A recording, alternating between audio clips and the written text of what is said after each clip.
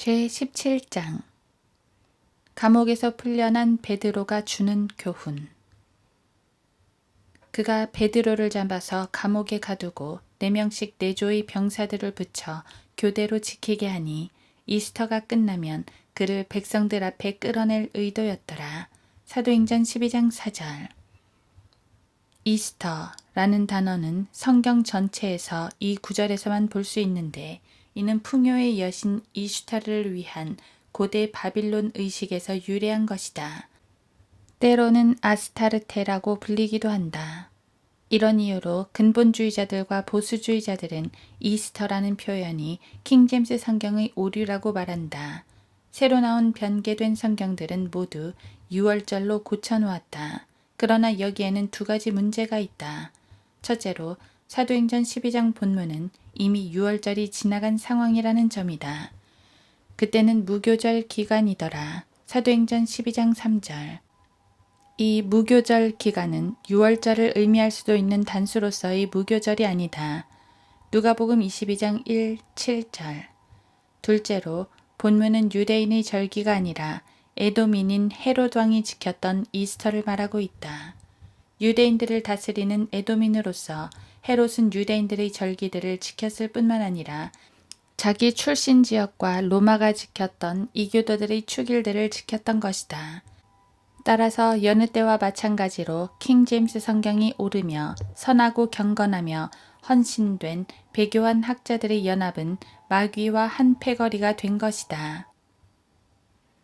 사도행전 12장에서 헤롯은 요한의 형제 야고보를 죽였고 그것이 그리스도를 거부하는 유대인들을 기쁘게 한 것을 알고는 베드로까지 사로잡았으며 따라서 이스터를 지키고 나면 그를 사형에 처하려고 했던 것이다. 우리는 감옥에 갇혔던 베드로에게서 소중한 교훈들을 얻을 수 있다. 첫째, 마귀의 뜻대로 사로잡힌 사람들이 있다는 것이다. 디모데후서 2장 26절. 만약 마귀가 어떤 사람에게 역사하려 한다면 하나님께 허락을 받으면 된다. 욥기 1, 2장. 예수님께서도 베드로에게 말씀하셨다. 시몬아, 시몬아, 보라, 사탄이 너희를 밀처럼 키질하려고 찾았느니라. 누가복음 22장 31절.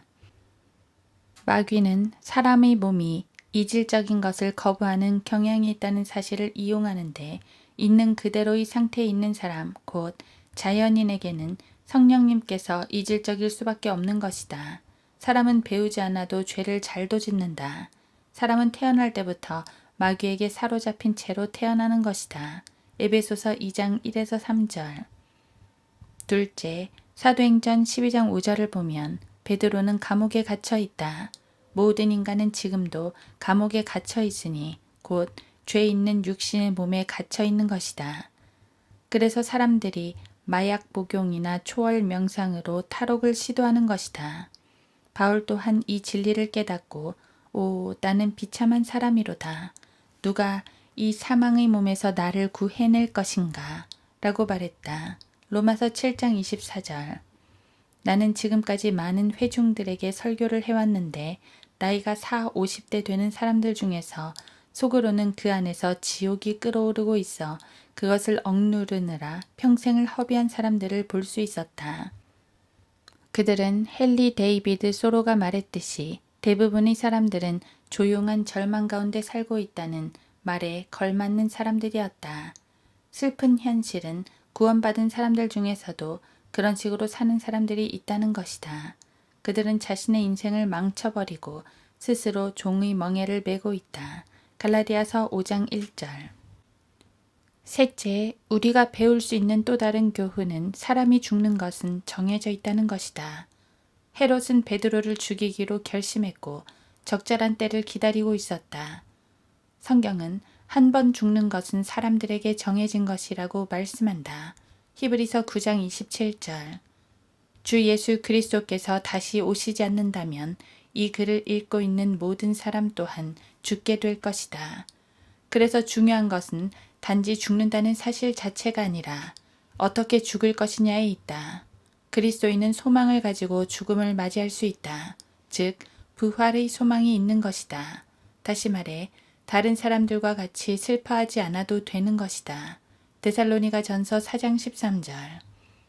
처형되기 전날 밤 베드로는 안절부절 못한 채 공포에 사로잡혀 있지 않았다. 그는 곤히 잠들어 있었다. 선한 양심을 가진 사람은 폭풍우 속에서도 잠을 청할 수 있는 법이다.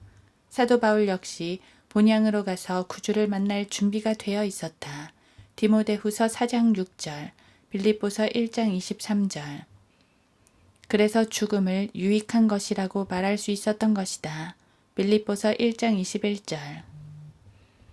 넷째, 그 다음 교훈은 사도행전 12장 6절에서 배울 수 있다.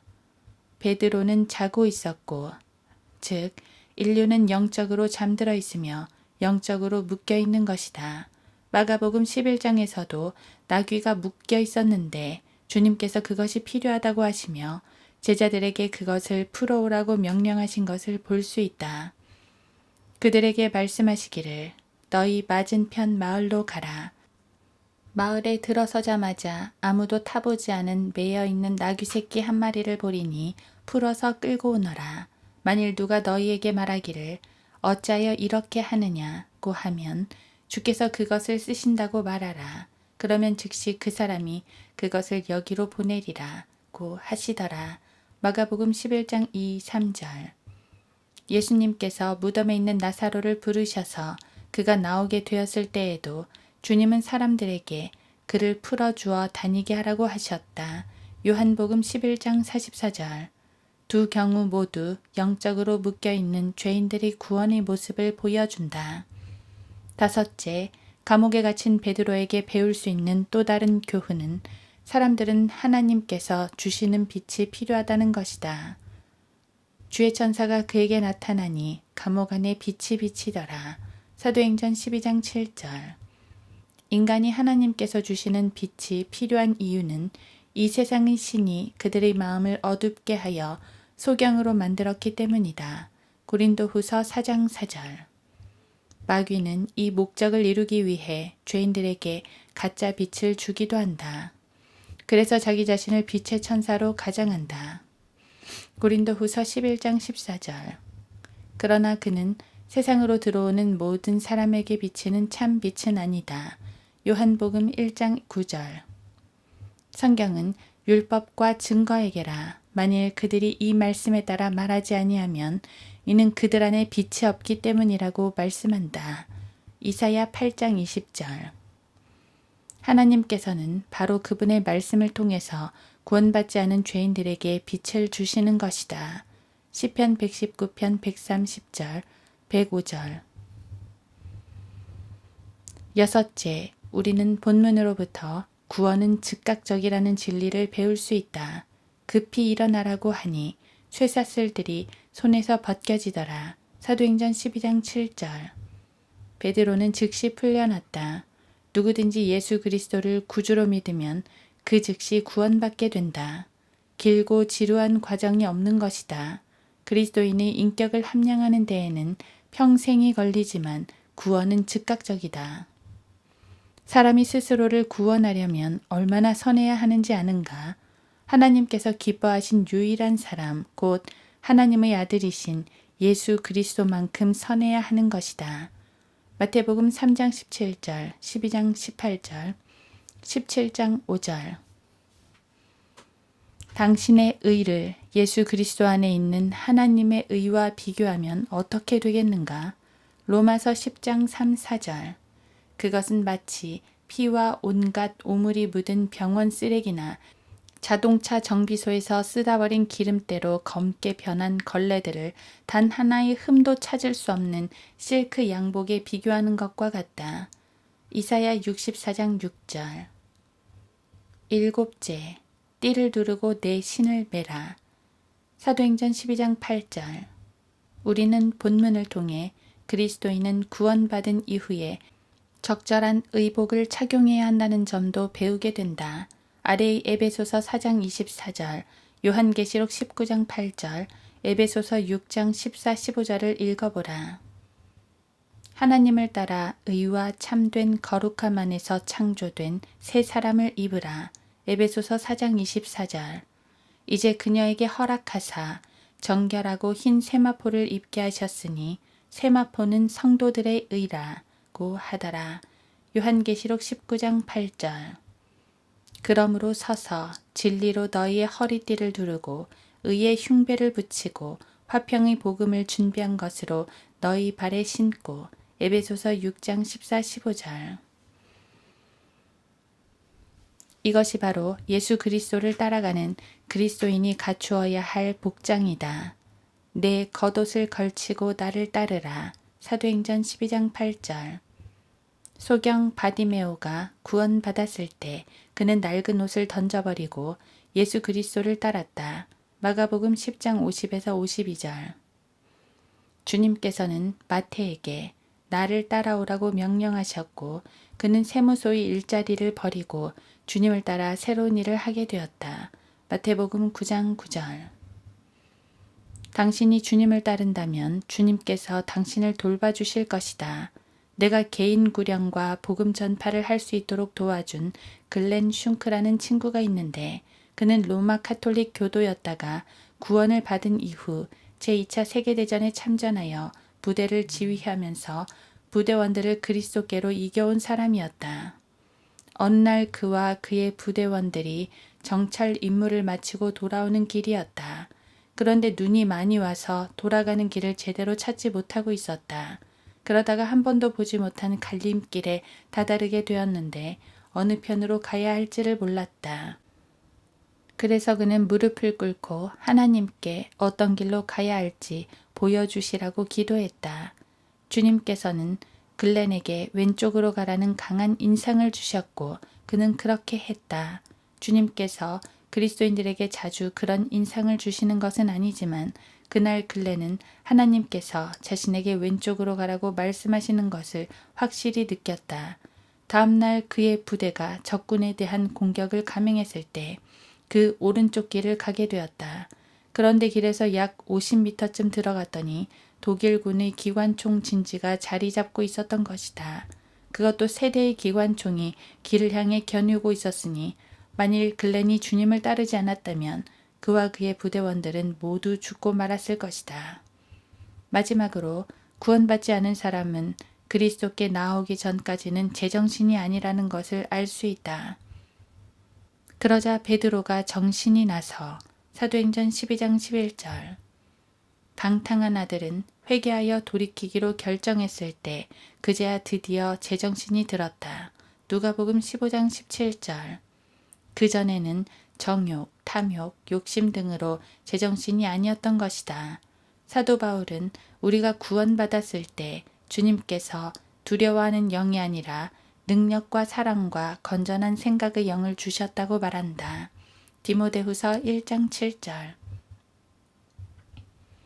또한 죄인은 그리스도께 나아오면 구원을 보장받게 된다. 이제 내가 확실히 알았노니 주께서 그의 천사를 보내시어 나를 구해내셨도다. 사도행전 12장 11절. 구원받은 사람은 하늘나라에 갈 것을 소망하거나 그렇게 생각하는 정도가 아니라 하늘나라에 갈 것을 확실히 알고 있다.